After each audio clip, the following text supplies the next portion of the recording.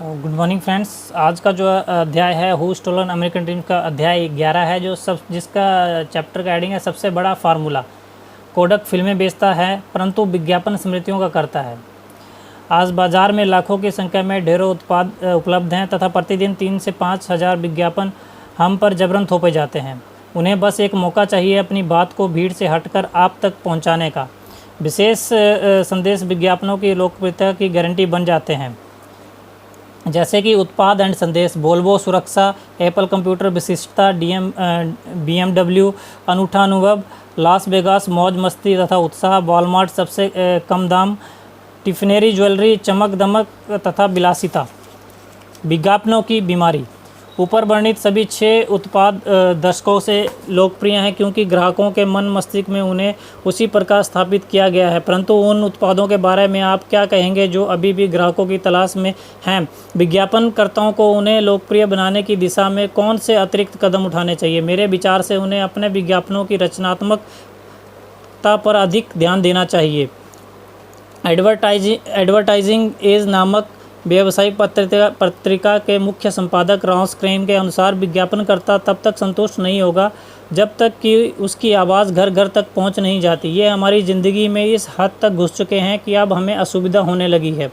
उदाहरण के लिए कोलंबिया ब्रॉडकास्टिंग सिस्टम ने 35,000 अंडों पर अपने लोगो छपवा कर प्रचार किया था।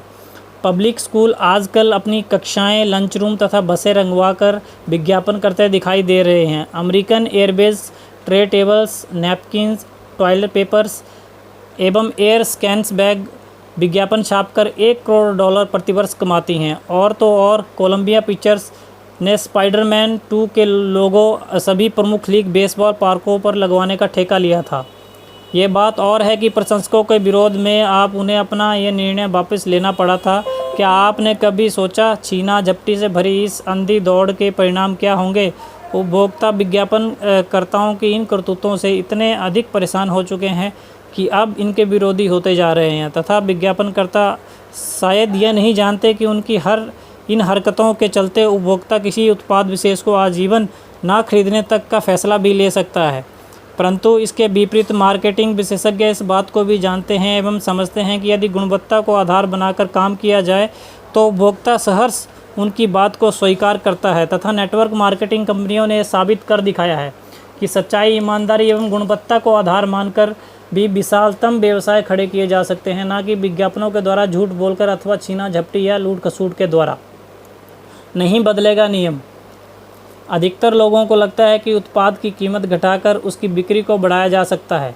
आइए इस बारे में गौर करें। जी हाँ, वॉलमार्ट ने यह साबित भी कर दिया है, परंतु फिर भी हम इसे उत्पादों को बड़ी मात्रा में बेचने का सबसे बड़ा निर्णायक फार्मूला नहीं कह सकते, क्योंकि यदि ऐसा होता तो सभी लोग घर पर खाना खाकर पैसे बचाया करते, इलाज के लिए सस्ते डॉक्टर ढूंढा करते, लोग मर्सिडीज़ या BMW नहीं खरीदते और महंगे होटलों पर ताले लगे होते। परंतु लोग जानते हैं कि किसी भी अच्छे उत्पाद की कीमत रुपए पैसे से कहीं बढ़कर होती है। मार्केटिंग गुरु एवं रिक्लेमिंग द अमेरिकन ड्रीम ने लेखक डॉक्टर बिल कोएन के अनुसार जिसे अपनी पसंद की वस्तु को पाने के लिए चुकाया जाए उसे मूल्य कहा जाता है। हो सकता है वॉलमार्ट या कॉस्टको में आप किसी अन्य जगह के मुकाबले कम दाम चुकाकर उत्पाद खरीदते हों, परंतु ज़रा इस ओर भी ध्यान दें कि चंद सिक्के बचाने के चक्कर में आपको किन किन सुविधाओं से वंचित रहना पड़ता है।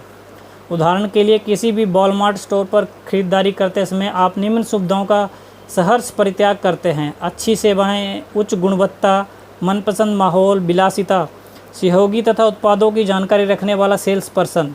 संक्षेप में कहूँ तो एक छोटी सी बचत के बदले आप गंवाते हैं किसी अच्छी जगह शॉपिंग करने का अप्रतिम अनुभव। अब किसे धन्यवाद कहा जाए? तभी तो मैं कहता हूँ कि कम कीमत अधिक बिक्री का आधार ना तो कभी था और ना कभी होगा। 5,000 साल पहले भी उत्पादों की जानकारी लोग ही अन्य लोगों तक पहुँचाते थे। आज भी वही हो रहा है और हमेशा होता रहेगा, क्योंकि मार्केटिंग या यही तरीका सर्वाधिक शक्तिशाली एवं प्रभावशाली है। प्रत्यक्ष हाई टच जनसंपर्क प्रणाली। जॉन निसम्बट की लोकप्रिय पुस्तक मेगा ट्रेंड्स को प्रकाशित करते हुए दशकों बीत चुके हैं, जिसमें हमारे जीवन को भविष्य में प्रभावित करने वाले 10 महत्वपूर्ण कदमों का उल्लेख किया गया है। तथा आश्चर्य की बात है कि निस्बित की ये भविष्यवाणी कि आपने भला प्रत्यक्ष जनसंपर्क हाई टच व्यवस्था का होगा 100% सच साबित हुई है।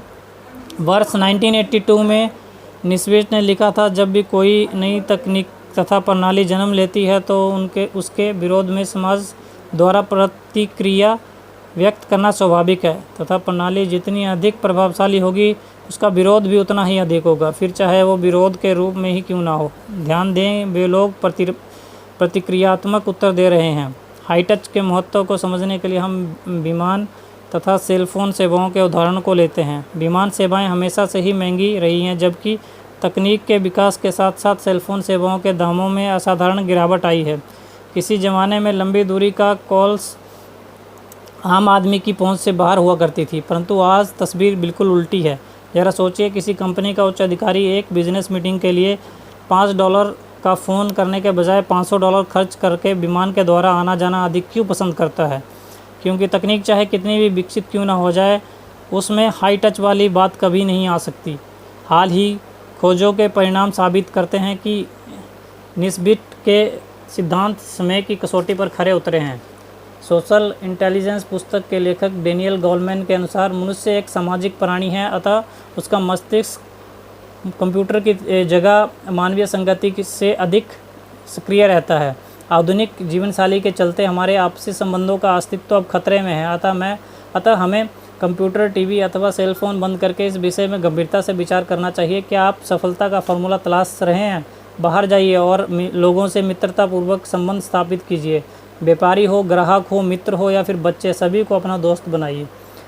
दुनिया की बड़ी से बड़ी तकनीक भी आपकी इस प्रकृति के सामने टिक नहीं पाएगी, अतः घर की चार दीवारी में बाहर निकलें, लोगों के हाथ मिलाएं, मुस्कुराकर उन्हें हेलो कहें, हमेशा विश्वास भरी मुस्कान बिखेरें, आंखों में आंखें डालकर सक्रिय रूप से बातचीत करें, लोगों से प्यार करें, उन्हें स्वीकार करें। ऐसा करने पर कोई भी आपका प्रतिद्वंदी नहीं रहेगा और सफलता आपके कदमों में होगी। नई अर्थव्यवस्था में आपका स्वागत है। वर्ष 1990 में विज्ञापनकर्ता 3 मुख्य टीवी चैनल्स पर रात 9 बजे विज्ञापन करके लगभग 90% अमेरिकी जनता तक पहुंचाया जाया करते थे, परंतु आज विज्ञापनों की संख्या एवं ग्राहकों की अपेक्षाओं के वृद्धि में चलते ऐसा कर पाना असंभव हो गया है। सेटिंग द टेबल के लेखक तथा न्यूयॉर्क शहर में 11 होटलों के मालिक डैनी मेयर का कहना है, हम एक नए व्यावसायिक युग पूंजीवादी अर्थव्यवस्था में प्रवेश कर चुके हैं, जिसमें उत्पाद को ग्राहक तक पहुंचाने से अधिक यह महत्वपूर्ण है कि आपका ग्राहक उत्पाद प्राप्त करने के बाद कैसा महसूस करता है। नेटवर्क मार्केटिंग इस नई व्यवस्था का जीता जाता उदाहरण है, जिसमें ग्राहकों की सभी अपेक्षाओं को भली भांति ध्यान में रखा जाता है। इसमें एक और जहां ग्राहक की हर ज़रूरत का खास ख्याल रखा जाता है, वहीं दूसरी और विशेष अनुभव कराकर उसे सम्मानित होने का एहसास भी दिलाया जाता है। एक और व्यापार में हो रहे निरंतर नुकसान के चलते पारंपरिक व्यवसायियों की जहां नींद उड़ रही है, वहीं दूसरी ओर नेटवर्क मार्केटिंग से जुड़े लोग कंधे से कंधा मिलाकर आगे बढ़ रहे हैं और तथा एक नई IBO नियुक्त कर रहे हैं। नेटवर्क मार्केटिंग जहां आम आदमी के लिए विश्व स्तरीय गुणवत्तापूर्ण उत्पाद एवं सेवाएं प्राप्त करने का एक बेहतरीन उपाय है, वहीं यह आपके लिए घर बैठे अच्छा पैसा कमाने का सर्वश्रेष्ठ अवसर भी है। शायद अब आप समझ गए होंगे कि मैंने इसे इस युग का सबसे बड़ा व्यवसाय क्यों कहा। आइए जानते हैं कि यह कैसे काम करता है। तो अध्याय 11 यहीं समाप्त होता है। Thank you so much.